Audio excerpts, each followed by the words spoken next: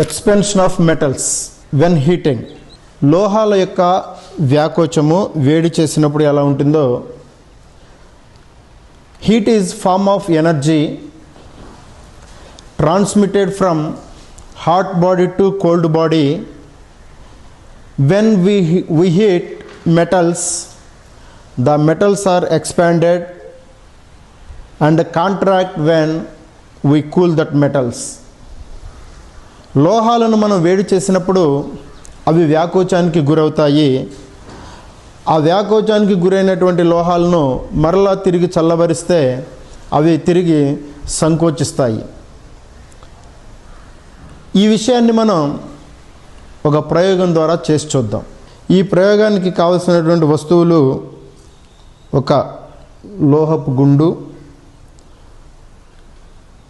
అలాగే ఒక test tube holder, అగ్గిపెట్టె, క్రొవ్వొత్తి, కొంత నీరు.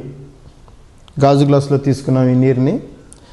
ఇప్పుడు ఇది ఒక లోహంతో తయారు చేసినటువంటి లోహపు గుండు. ఇది ఈ యొక్క దీంట్లోకి స్వేచ్ఛగా వెళ్ళిపోవటాన్ని మనం గమనిస్తాం.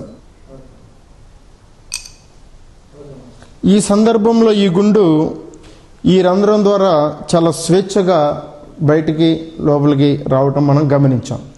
ఇప్పుడు ఈ లోహపు గుండును వేడి చేసి చూద్దాం.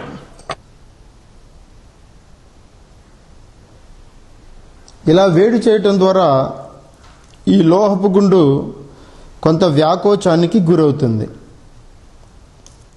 కొంచెంసేపు ఇది వేడి చేసిన తర్వాత ఒకసారి చూద్దాం.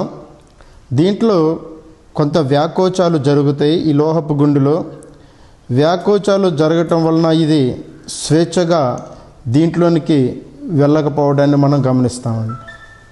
చూడండి, స్వేచ్ఛగా ఇది ఈ లోహపు గుండు దీనిలోనికి వెళ్ళకపోవడాన్ని మనం గమనిస్తున్నాం. అంటే ఈ లోహపు గుండులో కొంత వ్యాకోచం అనేది జరిగింది అని మనం చెప్పవచ్చు. ఈ లోహపు గుండు కొంత వ్యాకోచానికి గురైంది. This metal Bob has expanded when we heat this Bob, so it cannot insert in this whole.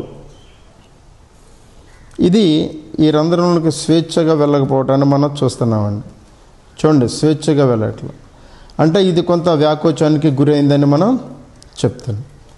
ఇప్పుడు ఈ మెటల్ బాబ్ని మళ్ళీ చల్లబరుద్దాం.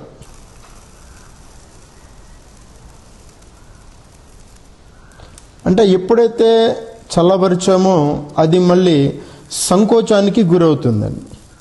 సంకోచానికి గురయ్యి ఇప్పుడు ఈ మెటల్ బాబ్ స్వేచ్ఛగా దీనిలో నుంచి కదలటాన్ని మనం గమనించవచ్చు.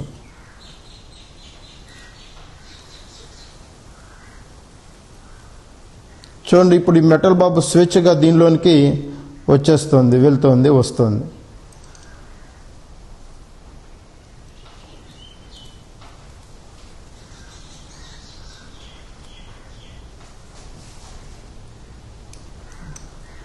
ఈ విధంగా మనం ఎక్స్పెన్షన్ ఆఫ్ మెటల్స్ని చిన్న ప్రయోగం ద్వారా వివరించవచ్చు.